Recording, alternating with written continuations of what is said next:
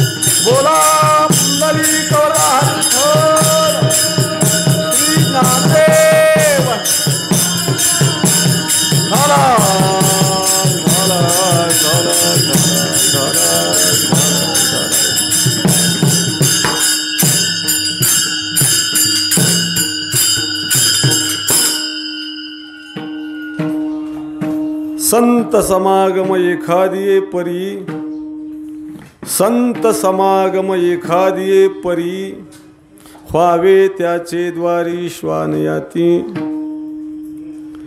तेथे राम नाम होईल श्रवण, घडेल भोजन उचिष्ठाचे, कामारी बटीक सेवेचा सेवक, दीनपणे रंक तेथे भले, तेथे राम नाम होईल श्रवण, घडेल भोजन उचिष्ठाचे. तुका म्हणे सर्व सुख त्या संगती, तुका म्हणे सर्व सुख त्या संगती, घडेल पंगती संतांची या, तेथे राम नाम होईल श्रवण, घडेल भोजन उचिष्ठाचे. विठाला विठाला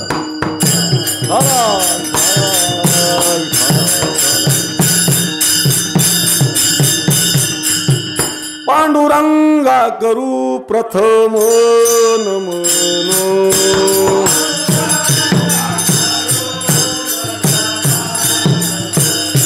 पांडुरंगा करू प्रथम नमन,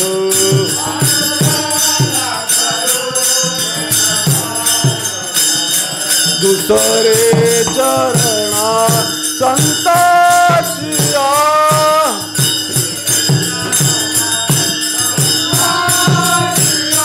दुसरे चरणा संताचिया,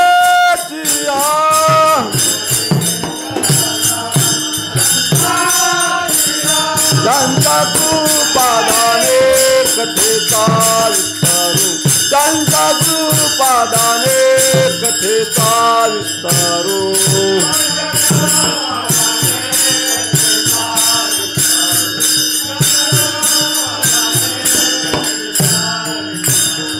पांडू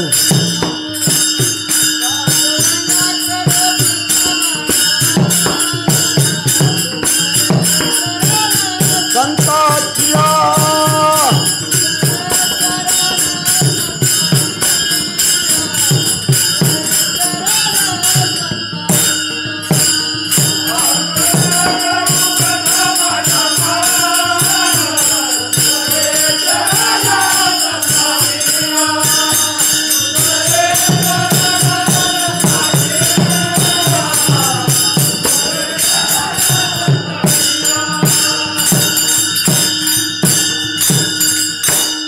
पांडुरंगा करू प्रथम नमन, दुसरे चरणा संताचिया, त्यांच्या कृपादाने कथेचा विस्तारू, बाबाजी सद्गुरु दास तुका. नमो सद्गुरु तुकया ज्ञानदीपा, नमो सद्गुरु सचितानंद रूपा, नमो सद्गुरु भक्त कल्याण मूर्ती, नमो सद्गुरु भास्करा पूर्ण कीर्ती. सेवे लागी सेवक झालो तुमच्या, लागलो निज चरणा. आहो स्वामी तुकया देवा, यावरी न करावा अवेर. संत समागम एखादी परी, व्हावे त्याचे द्वारी श्वानयाती. प्रस्तुत सेवेकरता निवडलेला अभंग. जगद्गुरु संत श्रेष्ठ सकल संत शिरोमणी, भक्त कल्याण मूर्ती सच्चिदानंद स्वरूप संत हृदय सम्राट जगद्गुरु तुकाराम महाराज यांचा चार चरणाचा आणि संत संगतीचं अनुपम्य असणारं सुख, त्या सुखाचं बहारदारीचं वर्णन करणारा सगळ्यांच्या पाठातील परिचयातील संतपुराणी प्रासादिक अभंग आजच्या सेवेकरता निवडलेला आहे. आज मार्गशीर्ष शुद्ध द्वादशी आहे. मार्गशीर्ष महिना हा भगवंतानी गीतेमध्ये मार्गशीर्ष महिन्यामध्ये माझी विभूती सांगितली. मासानाम मार्गशीर्ष हा म्हटलंय. सगळ्या महिन्यामध्ये मार्गशीर्ष महिना मला हा खूप आवडतो, मला तो प्रिय आहे. नवे नवे तो महिन्यामध्ये माझी विभूतीच सांगितली. असा हा मार्गशीर्ष महिना उत्तरायणाला नुकतीच सुरुवात झालेली आहे आणि आजचा हा पर्वकाळाचा दिवस. तुम्ही म्हणाल महाराज कसला पर्वकाळ? तर एकादशी एवढंच द्वादशीलाही महत्त्व आहे. पर्वकाळ द्वादशी दिली सामुग्री आमासी, ज्ञानदेवाचे चरणीन शरण एका जनार्दनी. म्हणून द्वादशीला सुद्धा पर्वकाळ म्हटलंय. आणि अशा पर्वकाळातलं हे कीर्तन आहे. आणि विशेष हा पर्वकाळ ज्यांनी साधला त्यांचं हे 6वं पुण्यस्मरण आहे. आणि हा एक योग आहे. मूळचाच पर्वकाळ आहे आणि त्या पर्वकाळामध्ये आपल्याला सहज पर्वणी मिळावी याच्यासारखं दुसरं महत् भाग्यच नाही महाराज कोणचं. मरावं तर प्रत्येकालाच लागणार आहे. येथे नाही उरू आले अवतार महाराजांनी सांगितले. उपजल्या पिंडा मरण सांगाते. प्रत्येक पिंड जन्माला आलाय त्याला मृत्यू नाही म्हणता येतच नाही. देहाच्या गावा आलिया, जन्म मृत्यूच्या सोहळ्या. ना म्हणू नये धनंजया जिया परी. परंतु प्रत्येकाला जरी मृत्यू असला तरी प्रत्येकाच्या जीवनामध्ये हा पर्वकाळ साधता येईल असं काही होत नाही बरं. परंतु मार्गशीर्ष महिन्यातला पर्वकाळ, एकादशीला जाणं, द्वादशीला अंत्यविधी होणं, त्रयोदशीला सावडण्याचा कार्यक्रम होणं, हे सुद्धा महाराज काहीतरी भाग्यानं काही पुण्याईनं होतं. हे कोणाच्याही नशिबामध्ये नसतं. काही सहज पर्वणी येत असतात. 6व्या अध्यायामध्ये संजयाचं बोलणं आहे. संजय वाचमध्ये संजय काय म्हणतोय? मेजवानी कोणाकरता केली? गीतामृताची मेजवानीचं निमित्त कोण होतं? अर्जुन होता. अर्जुनाला गीता सांगितली, निमित्त अर्जुनाचं आहे. पण संजय म्हणतो आम्ही सहज पाहुणे आलो तिथं आणि त्याही मेजवानीचा आम्हाला सहज लाभ मिळाला. ज्ञानेश्वर महाराजांनी सुंदर रूपक केलं आहे. एखाद्याच्या घरी आवडीचा पाहुणा यावा. मग सगळ्यात पाहुणा कुठला आहे? नाथ महाराज आवडीचा जावाई. जावाईसारखा आवडीचा पाहुणा दुसरा कोण नसतो.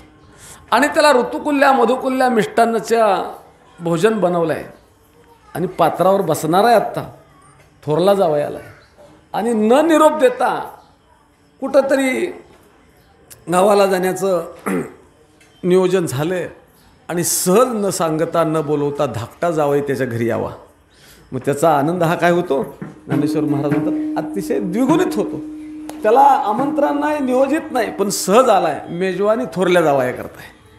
तसं इथं संजयाचं बोलणं असं आहे की निमित्त अर्जुन आहे, पण आम्ही सहज पाहुणे आलोय तिथे त्या मेजवानी. सहज ब्रह्मरसाचे परगुणे केले अर्जुना लागी नारायणे, की तेच अवसरे पाहुणे पातलो आम्ही सहज पाहुणे आलोय. म्हणजे हा पर्वकाळ आमचे ज्ञानेश्वर महाराज जळगावकर आमचे 2-3 पिढ्याचे असणारे संबंध आणि त्यांच्या असणाऱ्या धर्मपत्नी आमच्या नाथ महाराजांच्या मातोश्री, हे ठरवून होत नाही महाराज.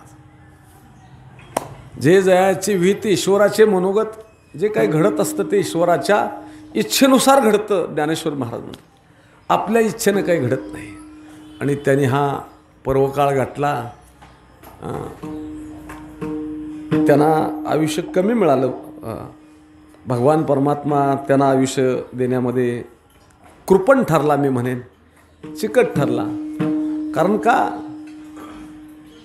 हे आपल्या स्वाधीन नाही आहे, आपल्या स्वाधीन नाही. परंतु अशी माणसं जरी गेली तरी महाराज आपल्या गुणांनी आपल्या कीर्तीनं अमर असतात. आमच्या जळगावकर महाराजांच्या संपूर्ण जीवनाच्या वाटचालीमध्ये त्यांचा सिंहाचा वाटा आहे. त्यांच्याकडं आलेला अतिथी कधी विनमुख पाठवला नाही. त्याला तोंड भरून बोलणं आमच्या अण्णाच्या तोंडून मी बऱ्याच वेळा ऐकलं. परंतु भगवान परमात्मा अशा व्यक्तींच्यामध्ये आयुष्य देण्यामध्ये थोडा कृपणच ठरला असं म्हटलं तरी काही वावगं होत नाही. म्हणून ती व्यक्ती गेल्यानंतर पाठीमागं जी चर्चा असते ती चर्चा जर चांगली असेल की त्या व्यक्तीला अजून थोडं आयुष्य मिळायला पाहिजे होतं. मरण तर प्रत्येकाला येणारच आहे. अशी चर्चा असेल अजून थोडं दिवस आयुष्य मिळायला पाहिजे होतं, अजून थोडं त्या व्यक्तीनं जगायला पाहिजे होतं, कुटुंबाला गरज होती, फडाला गरज होती, समाजाला थोडी गरज होती. अशी जर चर्चा असेल तर समजावं ती व्यक्ती वैकुंठाला गेली, बरं का, देवाजवळ गेली. आणि जर चर्चा ह्याच्या विरोधात असेल, मागच्या 4-2 वर्षात गेली असती तर बरं झालं असतं. अशी चर्चा असेल तर नाथ महाराज म्हणावं नरकाला गेली ती व्यक्ती, भविष्य बघायची गरज नाही. म्हणून अशा व्यक्ती गेल्या तरी महाराज तुकोबाराय सांगतात की आपल्या गुणानं आपल्या कीर्तीनं त्या अमरच असतात. तुका म्हणे एका मरण्याची सरे,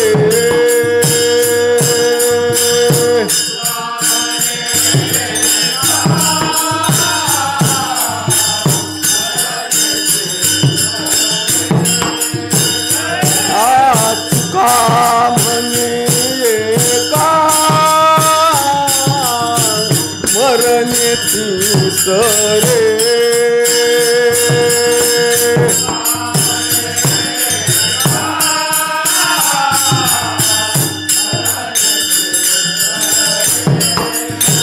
उत्तमची उरे कीर्ती मागे, उत्तमची उरे कीर्ती मागे, ये रती माई के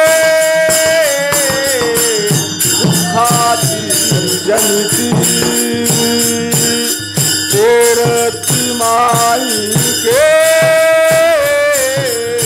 दुखाची जनिती.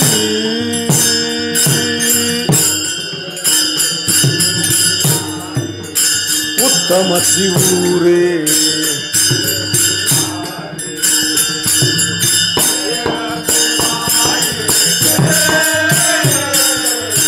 दुखाची जनिती.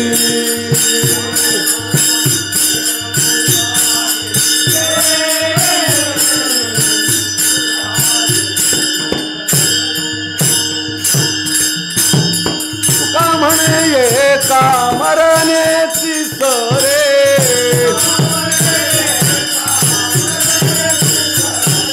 तुका म्हणे एका मरण्याची सरे,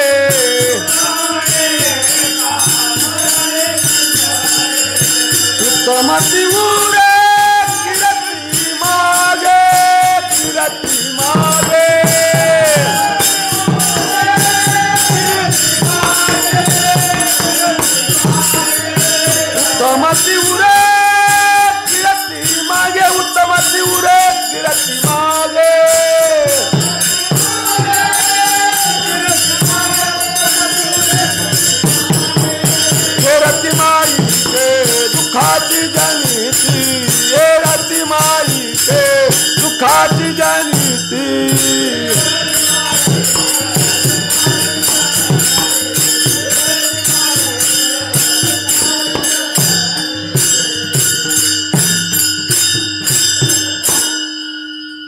म्हणून अशा व्यक्ती गेल्या तरी महाराज त्यांचा स्मृतिगंध हा पाठीमागं दरवळतो बरं. हां, म्हणून आमच्या महाराजांच्या त्या अर्धांगिनी होत्या, धर्मपत्नी होत्या.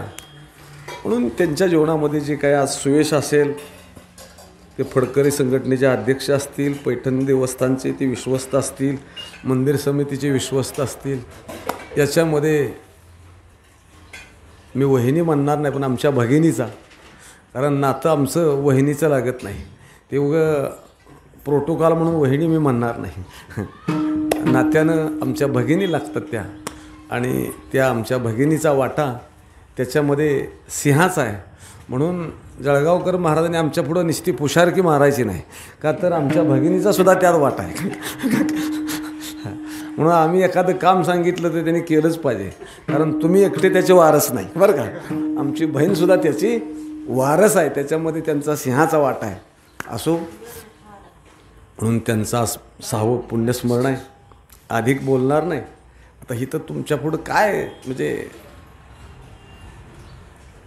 कीर्तन करायचं आहे, सगळी बहुश्रुत मंडळी आहात आपण, तरी परंतु एक नियम म्हणून ही सेवा आहे. कोरोनाचं सावट आहे, आपण सगळेजण त्याचे नियम सांभाळून करतो आहे थोड्या लोकांमध्ये. पण थोड्या लोकांमध्ये सुद्धा कीर्तनाचा आनंद वेगळा आहे बरं. 9 महिन्यात जी कीर्तनं केली तसा आनंद आयुष्यात कीर्तनाचा कधी आला नाही मला. असो, आणि ही सगळी कीर्तनं आता इथं ह्याने हे केलं त्यामुळे काही जास्त बोलणार नाही खाली. असो, जगद्गुरू तुकाराम महाराज संत संगतीबद्दल बोलतात. आमच्या भगिनीला एक चांगलं भाग्य मिळालं की हे सगळं वारकरी संप्रदायाचं पिढीजात वंश परंपरागत असं हे घराणं, या घराण्यामध्ये येण्याचं भाग्य, पंढरी क्षेत्रामध्ये येण्याचं भाग्य त्यांना मिळालं. आणि तो वारसा सगळा त्यांनी अतिशय मनापासून जतन केला. वारकऱ्याला खाऊ घालण्यापासून त्याला सांभाळण्यापासून सगळं काम त्यांनी अतिशय प्रामाणिकपणे केलं. हे त्यांचं भाग्य आहे. ही संत संगत महाराज काही भाग्याने मिळत असते.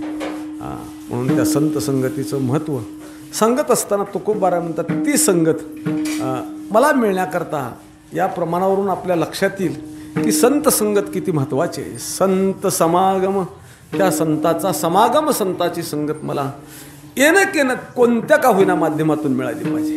मग त्याच्याकरता तुकाराम महाराज इथं सांगतात, मला मनुष्याचाच जन्म मिळाला पाहिजे असा सुद्धा मी आग्रह करत नाही, दुराग्रह माझा नाही, पण संत संगतीचा मात्र माझा आग्रह आहे. असा आग्रह आहे की त्या संतांच्या दारातला श्वान शब्दाचा अर्थ कुत्रा जरी केला तरी तो कुत्र्याचा जन्मसुद्धा मी स्वीकारेन महाराज. कुत्र्याचा जन्म चांगला आहे का, पण संत संगत मिळत असेल तर तुकोबाराय त्या कुत्र्याचा जन्म आनंदानं स्वीकारला जातो. कुत्र्याची भूमिका थोडीशी नाथ महाराज बऱ्यापैकी आहे. कुत्रा वसरीला तरी बसतो, पण कुत्र्यापेक्षाही एका ठिकाणी तुकोबाराने अतिशय निकृष्ट दर्जाची भूमिका स्वतः स्वीकारली.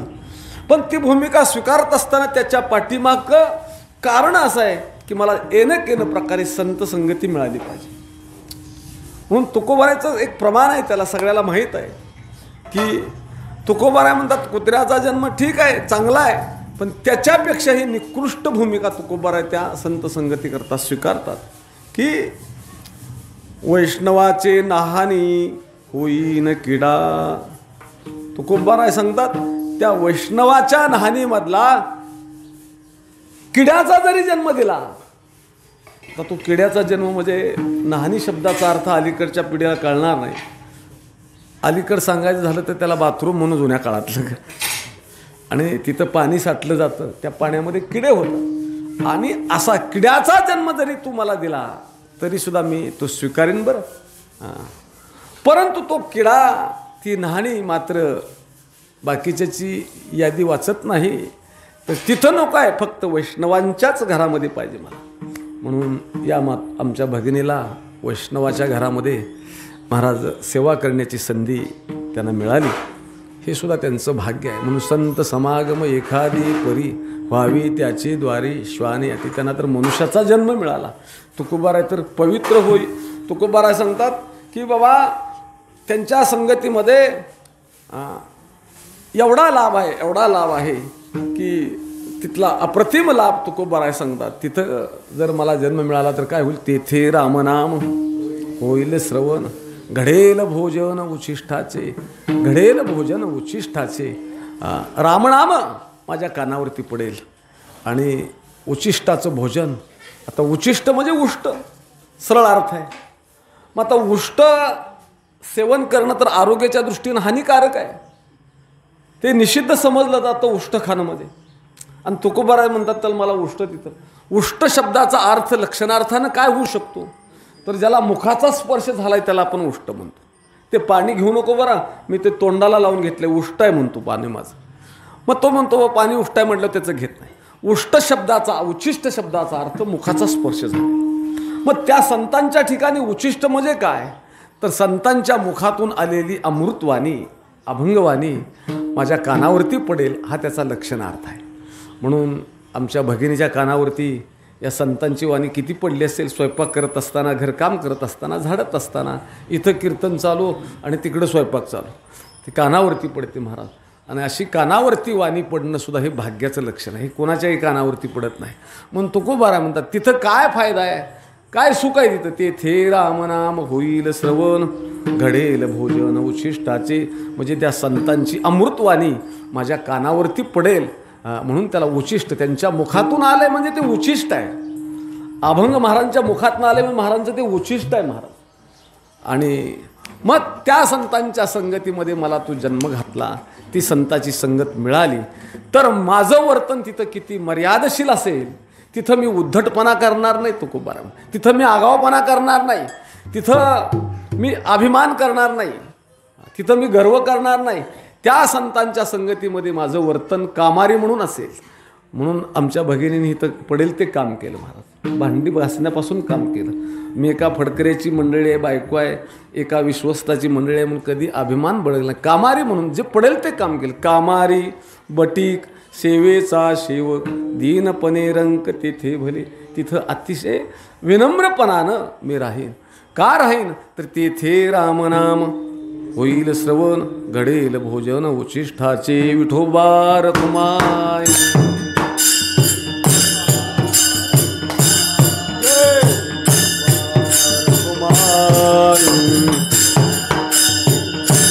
जय विठोबा रखुमाय,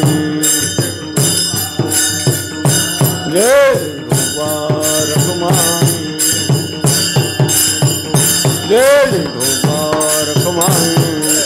कुंडली कवला हरी विठ्ठल श्री ज्ञानदेव विठोबा रखुमाय, जय विठोबा रखुमाय.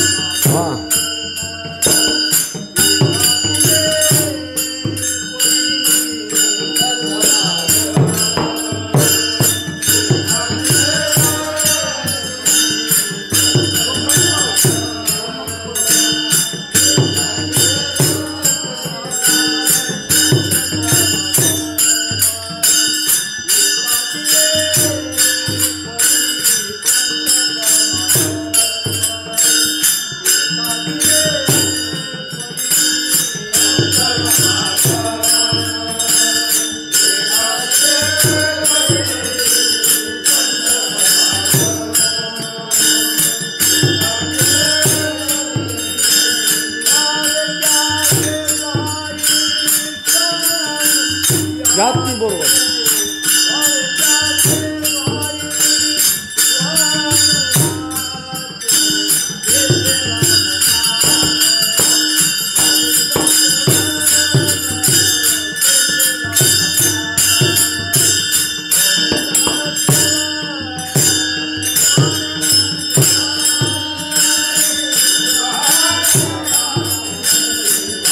त्याचे द्वारी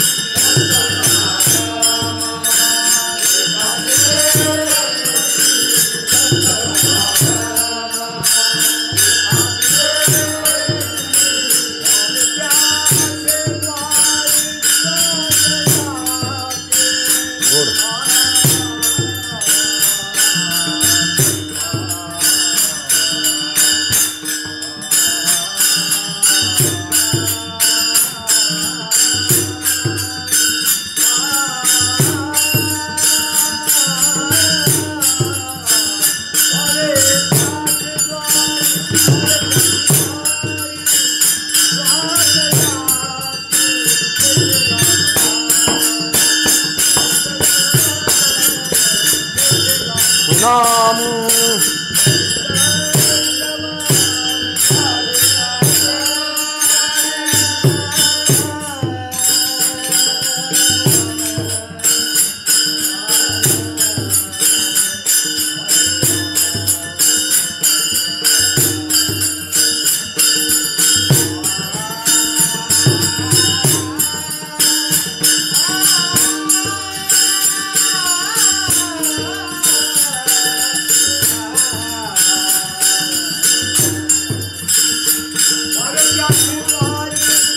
स्वान याती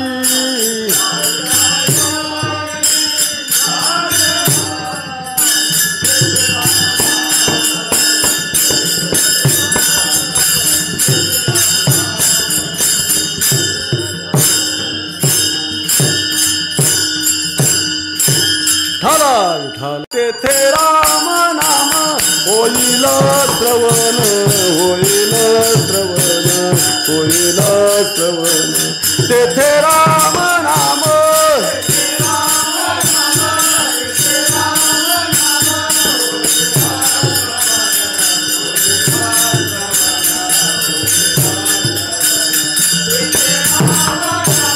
तेथे राम नाम तेथे राम नाम होईल श्रवण होईल श्रवण होईल श्रवण तेथे राम नाम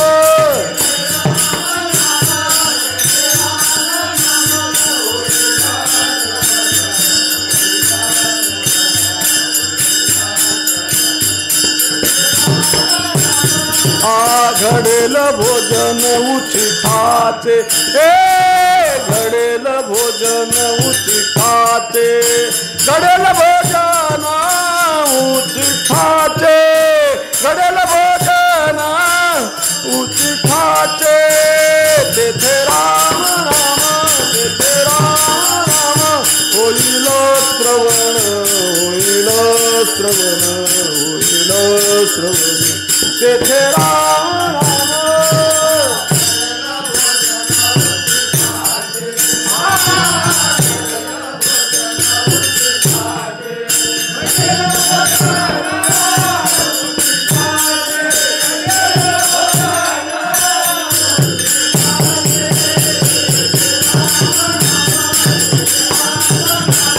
होईल श्रवण होईल श्रवण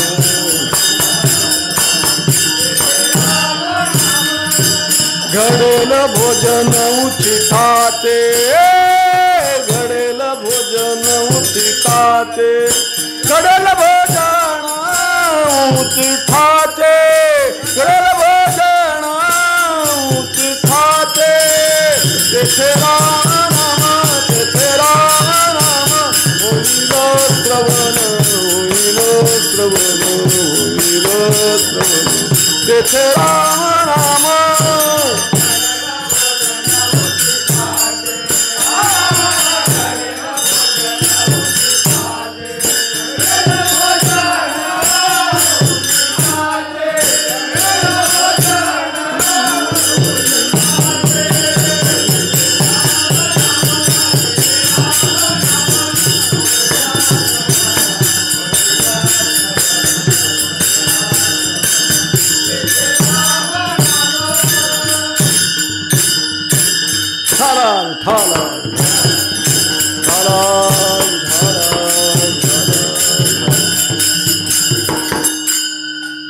अशा संतांच्या संगतीमध्ये तुकाराम महाराज म्हणतात मला सर्व सुखाची प्राप्ती झाली.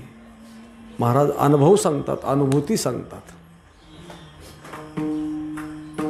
नंतर या संसारामध्ये सुखाचा पत्ताच नाही, सुखाचा लवलेश नाही. ही सगळी प्रमाण म्हणून आम्ही मऊ केली. दुःख बांधवडी आहे हा संसार, संसार दुःख मूळ. कितीतरी गोड चाली लावू लावू म्हणतो आम्ही. पण सुटलाय संसार कुणाला नाही. असा दुःखानं भरलेला संसार आहे हा. मृत्यूलोक आहे, सगळ्याला माहीत आहे, ठाऊक आहे. मृत्यूलोकामध्ये सुख नावाची गोष्टच नाही. अपेक्षाही करणं चुकीचं आहे. भगवान स्वतः सांगतात ना, मृत्यूलोकी सुखाची कहाणी ऐकी जेल कवणाची श्रवणी कैची सुख निद्रा अंथरुणी इंगळाची. पण अशाही मृत्यूलोकामध्ये ओतप्रोत सुख तुकोबारा म्हणतात आहे आणि ते फक्त संतांच्या जवळ आहे. माझी अनुभूती आहे. मला सर्व सुखाची प्राप्ती झाली. आम्हाला एकच सुख माहीत आहे, ते सुख माहीत नाही असा मनुष्यच नाही. कोणतं सुख? ल्यावे खावे प्यावे नाही बरं, पदरचा शब्द नाही घालायचा. ल्यावे खावे बरे असावे सदैव हे जी करत असे हा संसारी जीवाची सुखाची कल्पना काय मर्यादित आहे. चांगले कपडे घालायला, खायला प्यायला, ऋतुकुल्ल्या मधुकुल्ल्या मिळालं की माणसं म्हणतात सुखी आहे वा जीवन, काय अडचण नाही.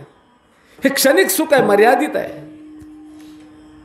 सुख जगद्गुरु तुकोबारांच्या दृष्टीने 3 प्रकारचं सुख आहे. आदिदैविक सुख आहे, आदिभौतिक सुख आहे, आध्यात्मिक सुख आहे. त्या सुखाचा खूप मोठा विचार आहे. पण अशी असणारी सर्व सुख तुकोबारा म्हणतात कुठं असतील तर फक्त संतांच्या जवळच आहे. सर्व सुखे सर्व शब्द आहेत. आज सुद्धा या अभंगाचा शेवट तसाच आहे. तुका म्हणे सर्व सुख त्या संगती, म्हणून सर्व सुखे आज येथेची ओळली, संतांची देखिली चरणांभुजे. महाराजांची कितीतरी शेकडो प्रमाण आहेत. वैष्णवा संगती सुख वाटे जीवा, सुख वाटे हेची ठाई, बहुपायी संतांच्या. अमर्याद सुख देश काले वेदानुवादा, ज्या सुखाची न करवे मर्यादा, त्या सुखाला मर्यादा नाही. असं अमर्याद सुख तुकोबारा म्हणतात ते फक्त संतांच्या जवळच आहे. आणि त्या सुखाची प्राप्ती त्या संगतीमध्ये मला झाली. नव्हे नव्हे त्या सुखामध्ये तुकोबारा म्हणतात मी डुंबून गेलो, त्या सुखामध्ये मी न्हावून गेलो. तुका म्हणे धन्य झालो, सुखे संताची या ध्यालो.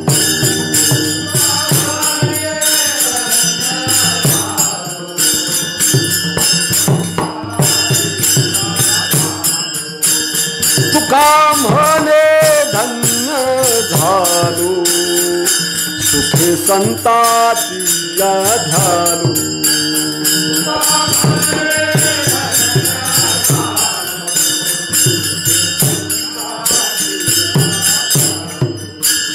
आलो टांगणी आलो,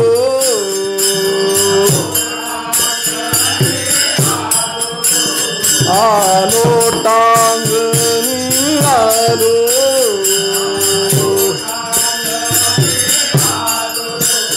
पुढे भार देखोनी,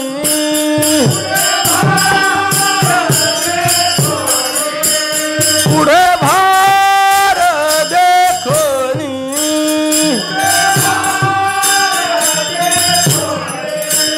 आधी फिटले माझे पुढे भव दुःखाचे साकडे आज कोंडाटले पुढे परब्रह्म सावळे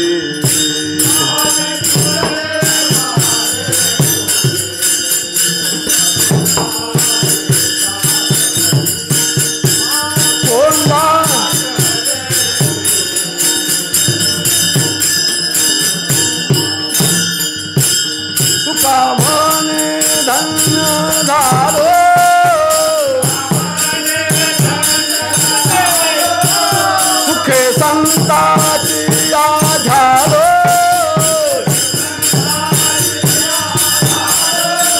आलो टांगणी आलो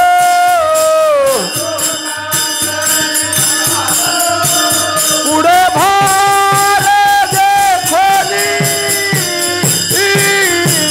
आज फिटले माझे पोळे आज फिटले माझे पोळे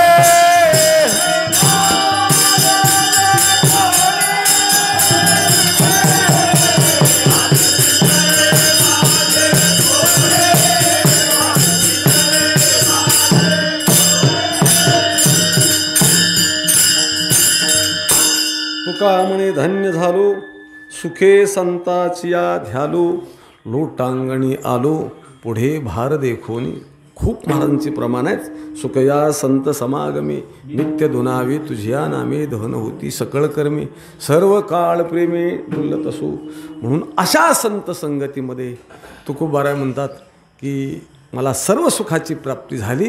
म्हणून तुका म्हणे सर्व सुख त्या संगती घडेल पंगती संतांची या आणि अप्रतिम लाभ तेथे रामनाम होईल श्रवण घडेल भोजन उचिष्टाचे. ज्ञानेश्वर मा ज्ञानेश्वर मा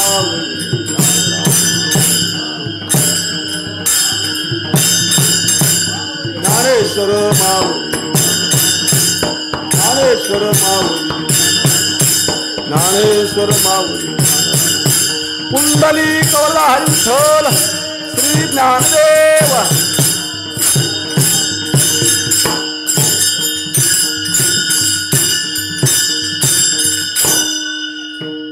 तुका म्हणे सर्व सुख त्या संग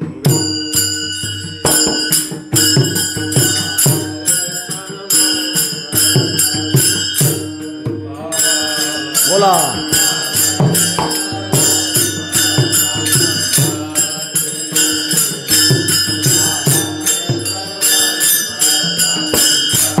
हा हा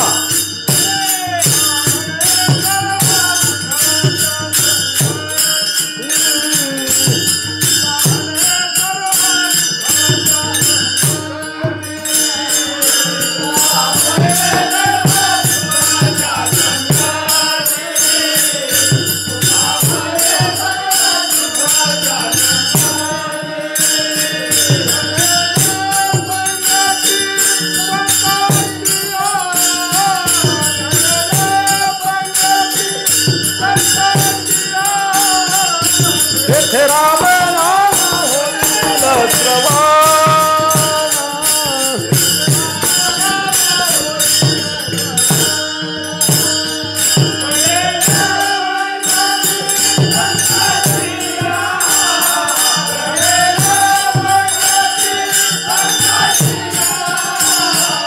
तेथे राम नाम होईल श्रवण